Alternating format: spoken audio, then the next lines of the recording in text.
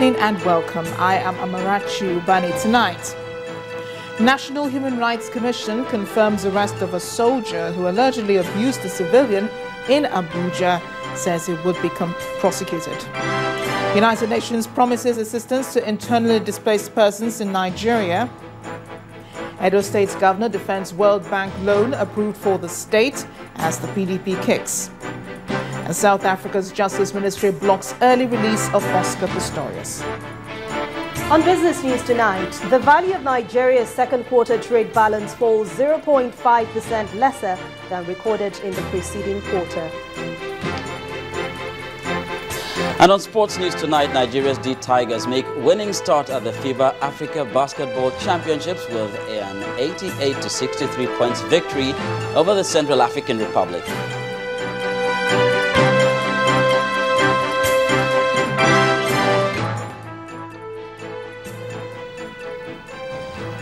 We begin tonight with what may be confirmation that some soldiers have indeed been involved in human rights abuses in the country. The Director General of the National Human Rights Commission, Professor Bem Angwe, today confirmed the identification of a soldier involved in human rights abuse in the Nyanya area of the nation's federal capital. After a meeting with military officials in Abuja, Professor Angwe assured that the officer involved in the brutal act will not be spared by the military authorities. He said that the planned sanction will serve as deterrence to other Nigerians in the habit of violating the rights of fellow citizens. As soon as we communicated with the Chief of Army Staff and gave them 72 hours within which to identify the soldier that was involved in this conduct, the Chief of Army Staff went into action and within 2 hours communicated to us that they have indeed found the culprit. That quick response was pleasing to us.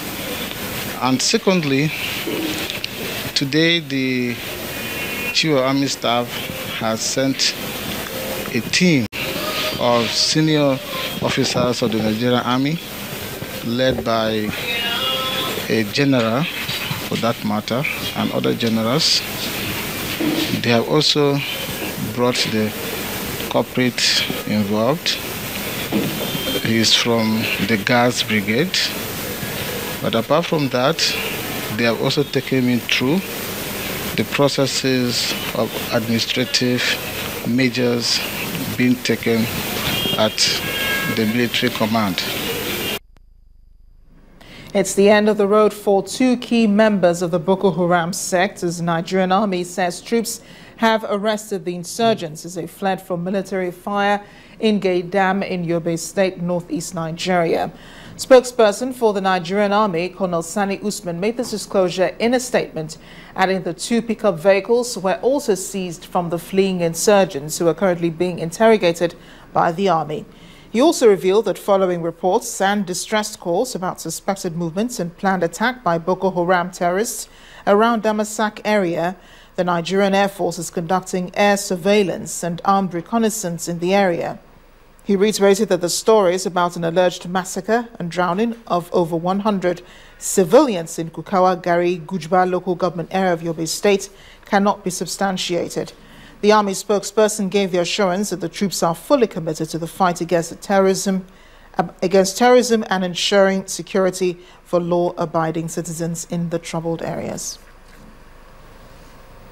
The United Nations Envoy, Mr. Dauda Toure, has urged the international community to scale up support for internally displaced persons in the northeast.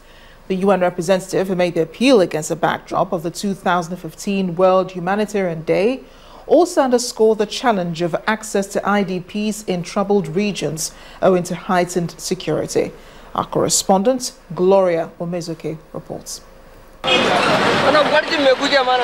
Conflicts and violence in places like Borno, Yobe and Adamawa states have displaced a record 1.5 million people from their communities, which is almost the population of some states in the country. These are the frightening figures for forced displacement across Africa, signaling an urgent need to improve support, even as fresh violence emerges, causing the displacement and suffering for more and more people. The United Nations, against the 2015 World Humanitarian Day, canvassed for greater reinforcement. We need to scale up the response to the crisis. Part of the issues has been access, how to access to the communities that are in need, particularly those who are in host community. So we do appeal to the international community to come forward to give in more resources that will complement what government is doing. There are potential, particularly in the agriculture sector, that just can be developed, and then the youth then will have more hope, and the youth will not be idle, ready for recruitment by anybody. The Director General of NEMA, however, noted the dwindling support in the country towards the IDPs, which is a long way to solving the underlying challenge in the northeast. The military and a host of other stakeholders reminded that just as the federal government has promised to end insurgency in 3 months, the wherewithal should equally be made available. The capacity to handle response is diminishing, but the capacity to handle and the resources is dwindling. Therefore, we must call all stakeholders to scale up the activities to inspire humanity. We have had a very good and excellent relationship with all the UN agencies and international NGOs that are working in Nigeria. But I must say there must be a proper coordination to harness all the resources that are working, especially in the Northeast, to make sure that there are no duplication of effort and waste of resources. Many have come to realize how deep the challenge of insecurity has become, living here with a deeper sense of humility and, most importantly, the need to carve out more strategies to help the many displaced persons. Gloria Umezuke, Channels Television News. The president has assured indigenous companies operating in Nigeria's oil and gas sector of the full support and protection of his administration. At a meeting with members of the Independent Petroleum Producers Association in Abuja, President Muhammadu Buhari commended their determination to increase the participation of Nigerians in the country's oil industry, promising to address the challenges which they currently face. The president particularly assured the Nigerian oil producers that the present administration will take appropriate action to enhance security in their areas of operation. Our State House correspondent, Chukwuma Onekusi, reports.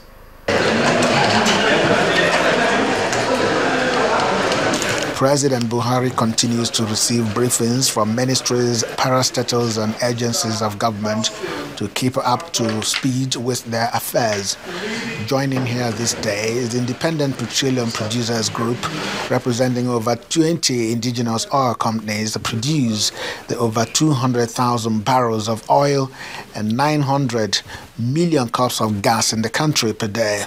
They say they enjoy the administration's policy directive and would not want to be left out. We realized we needed to engage with Mr. President. Of course, we identify with all his policy directions. We realize we are very critical partners that he needed to know about and to engage with very early in his administration. A key segment of the oil and gas industry, the onshore segment, onshore and the swamp, is now falling entirely into the hands of Nigerian independence, which is why in the past 5 years we have made so much investments, over $9 billion in just acquiring these assets, and over $1 billion each year in work program investments. And this is growing. So we are looking at a segment of the industry that is going to become a very, very critical partner to government. The president promised to take action to maintain and enhance security in their areas of operation. One of the policy directions the administration may pursue vigorously is to make refineries to work so that Nigeria will stop importation of the product it has the capacity to refine at home, an issue State House correspondents took up with the Indigenous Petroleum Group.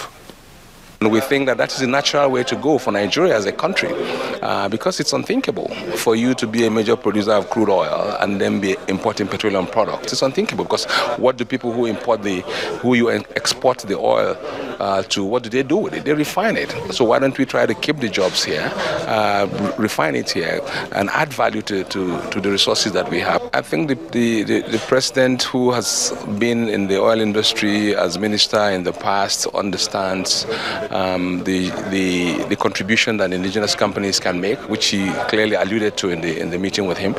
He understands the importance of the indigenous companies in the role they can play in terms of energy security for Nigeria, and the role that we are currently playing in terms of oil production, gas to power itself. I think it's increasing, and he's assured us that he will do everything possible to support and encourage us to grow and contribute more to Nigeria's economy. The president has directed the management of the Nigerian National Petroleum Corporation, NNPC, to work more closely with the indigenous oil producers to resolve the problems which they enumerated to him.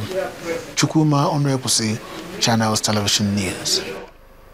In part two, after the break, a look at the place of lawmakers' jumbo pay on the nation's economy.